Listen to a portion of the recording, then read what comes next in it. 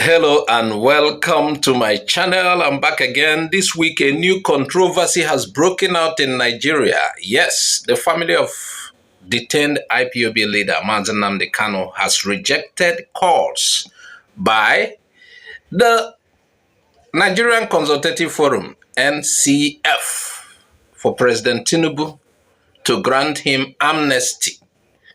You wonder, they reject such call? What is their reason? They say Kanu is innocent and already acquitted by the Court of Appeal. So releasing him will not be as if, oh, let me pardon him or let me grant him amnesty. So they don't want it to go that way.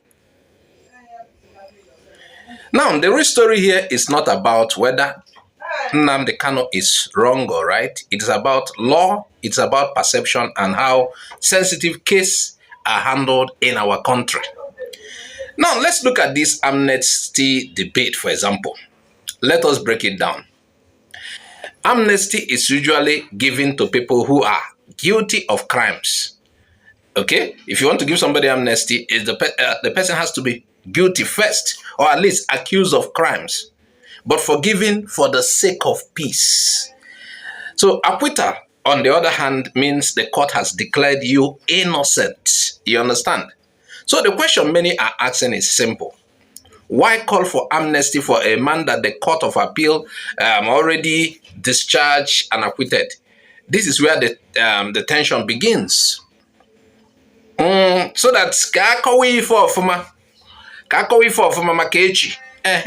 I'm not gonna say, oh, pardon, amnesty. Actual kakawi for yes, based on these people, based on his family who rejected it, and I think IPOB as well, they are saying it shouldn't be amnesty, that the court has acquitted him. Amnesty wo makonye ipe magoduru.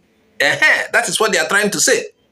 So, you know what happened? At the Abuja press briefing, the NCF called on government to extend amnesty not only to Nnamdi Kanu, but also to former police officer Abba Kyari, who faces charges of drug trafficking and money laundering. Away, my police officer.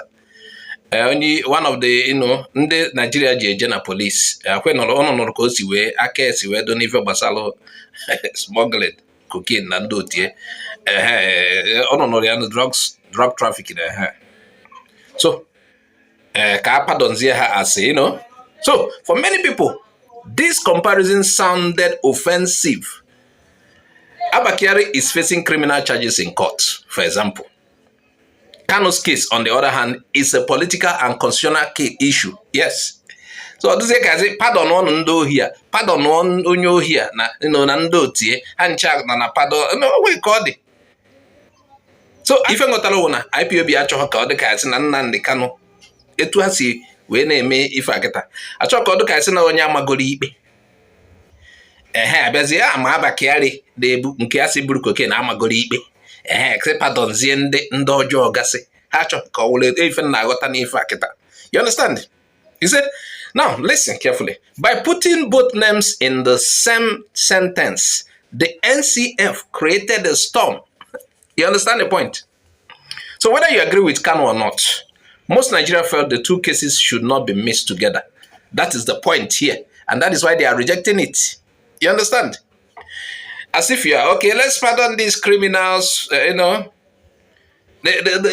for these people who are opposing such amnesty, it is not necessary. As in, not that amnesty is not good, but for what? Giving amnesty to criminals, that it is well spelled out. But saying amnesty to Nnamdi Kanu, they are questioning what did he do. That's what they are questioning. Those who are saying they don't accept such.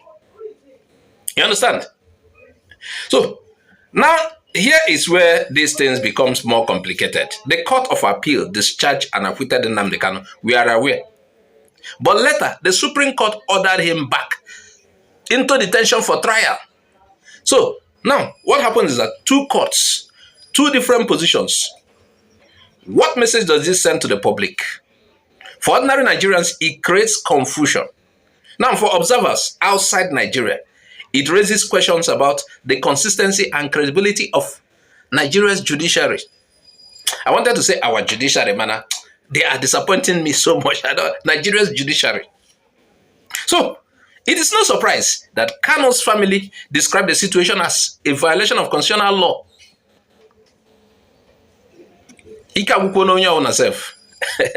Ono chọrọ ịkpọchite ono chi kpọpụta na on a good ground na ọ bụrụ nke amnesty nye ya na onye ama na o mere ife drọg a na-enyekọsị ya n'ụdị ndị isi akpụ ndị ọjọọ gasị ka apado na ife ha na-akọwa mbụ ndebe Nnamdi Kanu ife ha na-akọwa.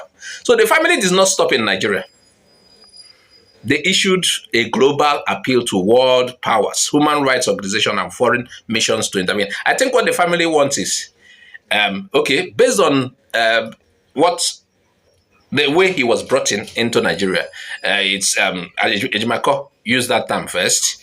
The renditioning, the kidnapping in Kenya. The family said on that ground, not on the ground of amnesty. Not that the family does not want him to be free. No. But the family want things to be clear. You're not releasing him on the ground of amnesty with a criminal. No. Or some other criminals. No. You are releasing him based on that the way he was brought into this country was illegal. That the family want everything spelled out clearly. You understand? So it is important because once a local case spills into international space, it is not only the individual that is on the trial, it is the Nigeria's image as a democratic state. So the family has to, appeal to world powers, human rights organizations, and foreign missions to intervene because once a local case spills into into the international space, it is not only individual that is on trial, it is Nigeria's image as a democratic state. So, the world will ask, does Nigeria respect its own constitution? Does it apply justice consistently, or does politics override the law? So again, for clarity, it is not that the family does not want him to be free, but on what grounds? I say, okay, I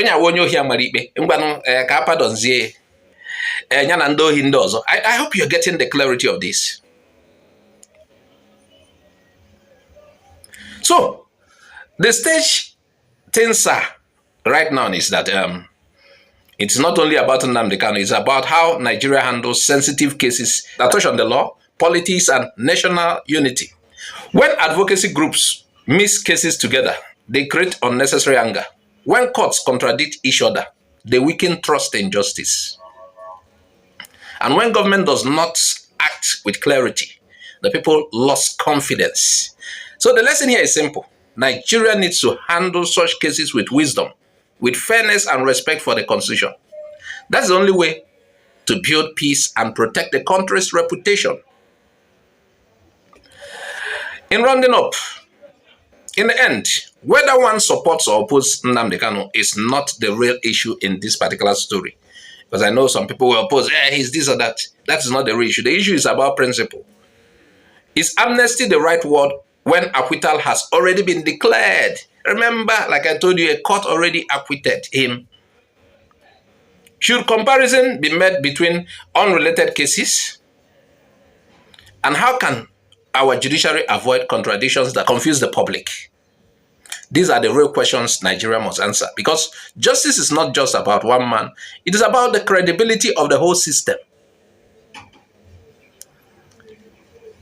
So, here we round up on this one.